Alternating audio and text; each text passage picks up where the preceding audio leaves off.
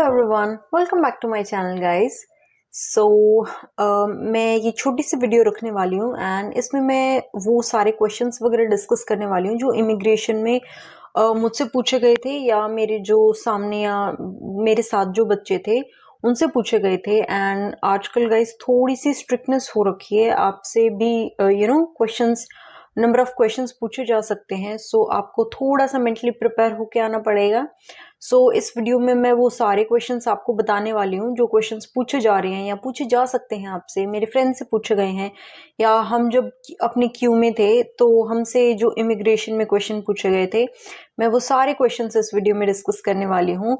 तो वीडियो को एंड तक देखिएगा एंड अगर आपको ये वीडियो अच्छा लगता है तो इसे लाइक कीजिए, शेयर कीजिए and please do subscribe my channel guys.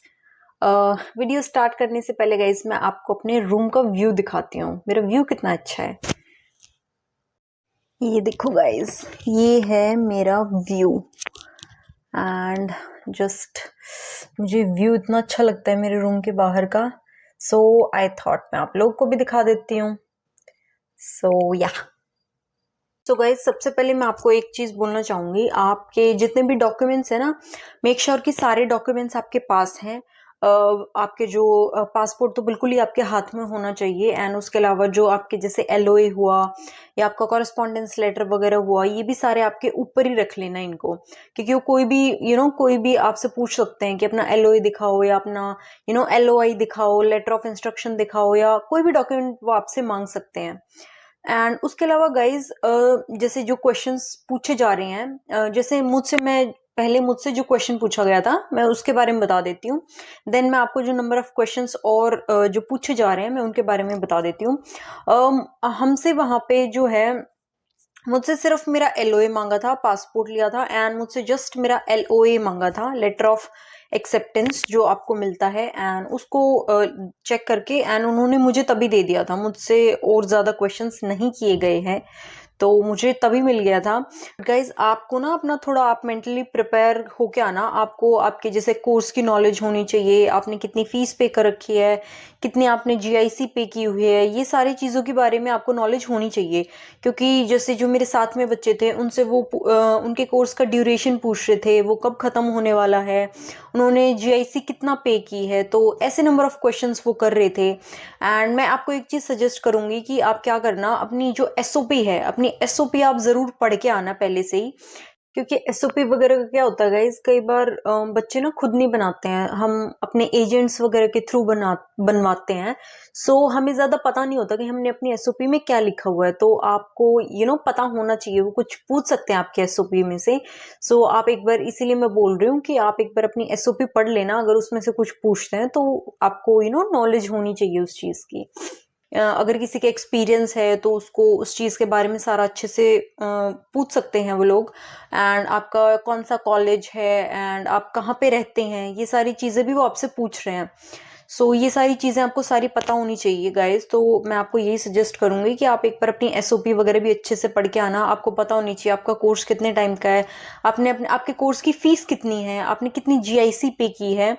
ये सारे, क्योंकि हमसे रिलेटेड क्वेश्चंस हैं तो वो बेसिक क्वेश्चंस हैं काफी, तो आपको इन चीजों के बारे में पता होना चाहिए। तो मेक श्योर कि आप इन सारे क्वेश्चंस को आपको इनका आंसर्स पता है। एंड उसके अलावा गाइज, जैसे आप वहां पे जाओगे ना इमिग्रेशन के वहां पे, तो आपको ना कुछ क्वेश्चंस फिल करने होंगे वहां पे कंप्यूटर पे। 4 to 5 क्वेश्चंस होते हैं, आपको वो फिल करने होते हैं। उसके अलावा वो उससे रिलेटेड क्वेश्चंस पूछ रहे थे। जैसे उन क्वेश्चंस में क्या था कि आपके पास टोबैको या अल्कोहल है फिलहाल, या फिर कनाडा में जाके आप किसी फार्म पे विजिट करने वाले हैं, या फिर वहां पे फार्मिंग करने वाले हैं। तो वो नंबर ऑफ क्वेश्चंस थे जो हमें वहां पे फिल करने थे, तो वो उनसे रिलेटेड पूछ रहे थे। जैसे मुझसे आगे जो लड़की थी उससे पूछा गया था कि आप कनाडा में किसी फार्म पे विजिट करेंगे या आप कनाडा में फार्मिंग करने की सोच रहे हैं। इस तरीके के क्वेश्चंस पूछे जा रहे हैं, तो थोड़ा सा कॉन्फिडेंटली होके आंसर देना। एंड इतना भी घबराने वाली बात नहीं है, बट थोड़ा सा आपको अलर्ट एंड थोड़ा कॉन्फिडेंट होके क्वेश्चन के आंसर्स करने पड़ेंगे। जस्ट आपको जो बेसिक जो क्वेश्चंस पूछ रहे हैं थोड़ा कॉन्फिडेंट होके आंसर देना। एंड बस जस्ट यही बेसिक आपको अपने जो भी है कोर्स कॉलेज इन सारी चीज़ों के बारे में अच्छे से इन्फो होनी चाहिए, अपनी एसओपी अच्छे से पढ़ लेना। उसके अलावा वहाँ पे जो क्वेश्चंस आपको 4 से 5 आपको अपना पासपोर्ट स्कैन करना होता है, एंड 4-5 क्वेश्चंस और थे तो उसी से रिलेटेड वो पूछ रहे थे, तो थोड़ा कॉन्फिडेंट होके उनके आंसर्स देना। एंड थोड़ा गाइज ज़्यादा लाइटली मत लेना इस चीज़ को, क्योंकि अभी ना नंबर ऑफ केसेस देखने को मिल रहे हैं। जैसे एक बच्चा है, उसको टोरंटो एयरपोर्ट से वापस भेज दिया है, तो आई डोंट नो उसके भी ऐसे, आई थिंक उसके कुछ डॉक्यूमेंट्स में दिक्कत थी, तो उन्होंने एयरपोर्ट से ही उसको वापस भेज दिया है, या ऐसा कुछ था। एंड एक बच्चे को जैसे उन्होंने वो उसका कॉलेज शायद डाउनटाउन टोरंटो में था, वो रह कहीं और रहा था, तो वो नंबर ऑफ क्वेश्चंस का आंसर नहीं कर पाया। तो सुनने में आया, I don't know exactly, but मेरा एक फ्रेंड बता रहा था कि उन्हीं के ग्रुप के साथ था वो, एंड उसको नहीं जाने दिया, उसको उसका स्टडी परमिट नहीं मिला। सो थोड़ा सा आप इन चीज़ों का ध्यान रखना, एंड थोड़ा कॉन्फिडेंटली होकर आंसर देना। और बाकी तो बेसिक क्वेश्चन ही पूछेंगे, इतना ज़्यादा भी कुछ नहीं पूछने वाले हैं, बट ये सारी चीज़ों के बारे में आपको नॉलेज होनी चाहिए गाइज।